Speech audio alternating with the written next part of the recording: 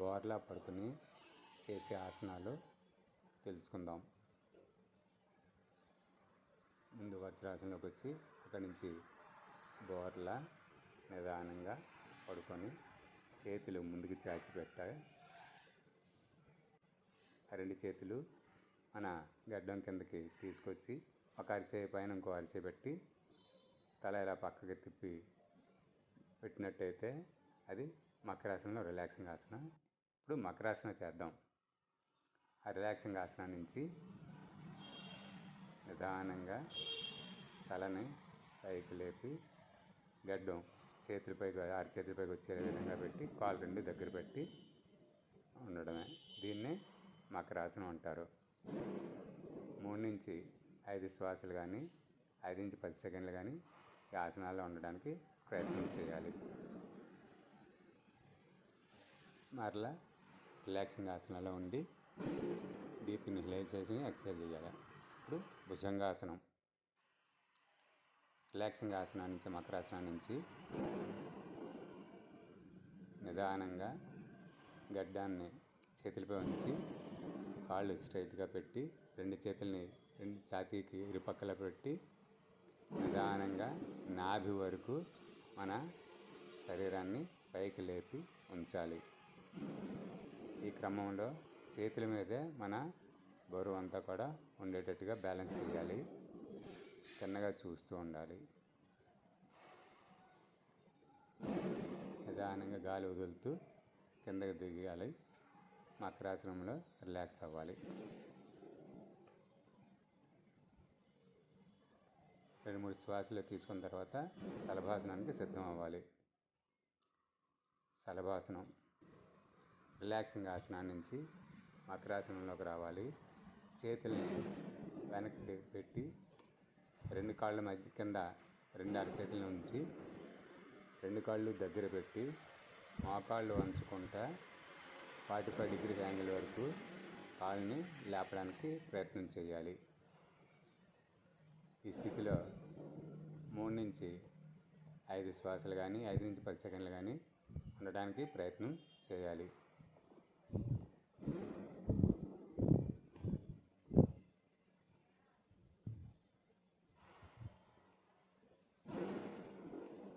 మళ్ళీ మకరాసనంలో రిలాక్స్ అవ్వాలి.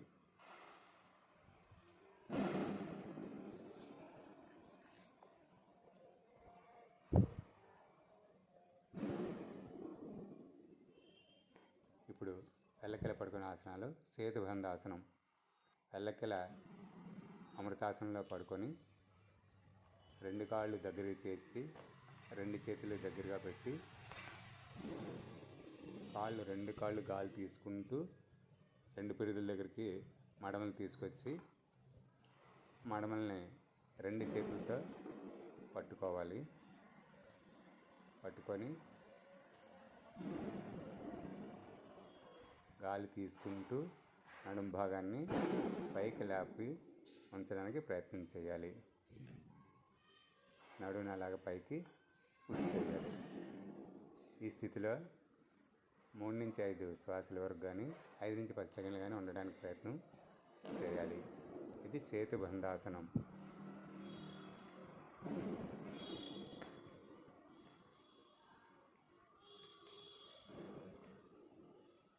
నిదానంగా గాలి వదులుతూ కిందకి దించాలి. నడుముని కాళ్ళు తిన్నగా చాచి మరలా అమృతాసనం లేదా శవాసనంలో రిలాక్స్ అవ్వాలి. ఈ ఆసనాలు డీప్ ఇన్హలేషన్ ఎక్స్హలేషన్ చేసి తర్వాత ఆసనానికి సిద్ధం అవ్వాలి. ఉత్తాన పాదాసన. అమృతాసనం నుంచి 2 కాళ్ళు దగ్గరికి చేర్చి 2 చేతులు శరీరం పక్కన ఉంచి కాళ్ళని 45 డిగ్రీల కోణంలో పైకి లేపి ఉంచాలి. ఈ స్థితిలో 3 నుంచి 5 శ్వాసల వరకు కానీ 5 నుంచి 10 సెకండ్లు కానీ ఉంచడానికి ప్రయత్నం చేయాలి. నిదానంగా కాళ్ళు కిందకి గాలి వదులుతూ దించాలి.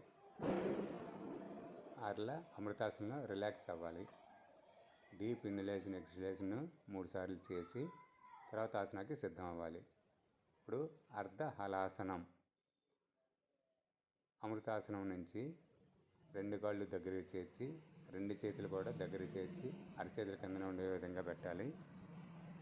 కాళ్ళు 2 కూడా మోకాళ్ళు వంచుకుంటా 90 డిగ్రీస్ యాంగిల్ వరకు పైకి లేపి నిటారుగా ఉంచాలి. అరకాళ్ళు ఆకాశాన్ని చూపిస్తున్నట్టుగా ఉండాలి. ఈ స్థితిలో 3 నుంచి 5 శ్వాసలు కానీ 5 నుంచి 10 సెకండ్లు కానీ ఉంచడానికి ప్రయత్నం చేయాలి.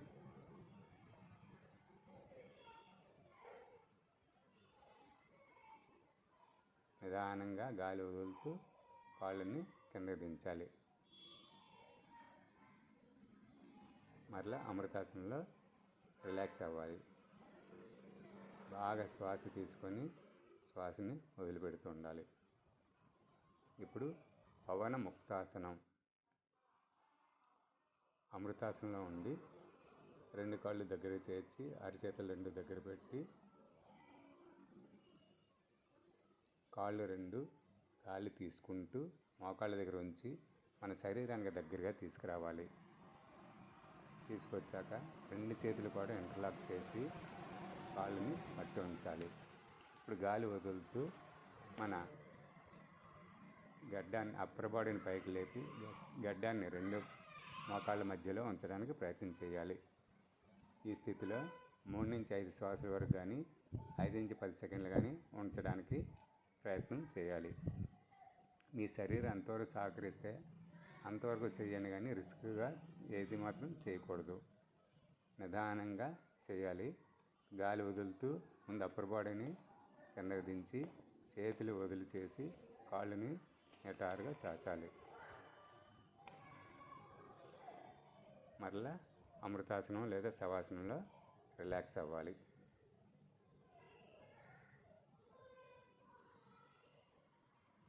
ఇప్పుడు శవాసన లేదా అమృతాసన.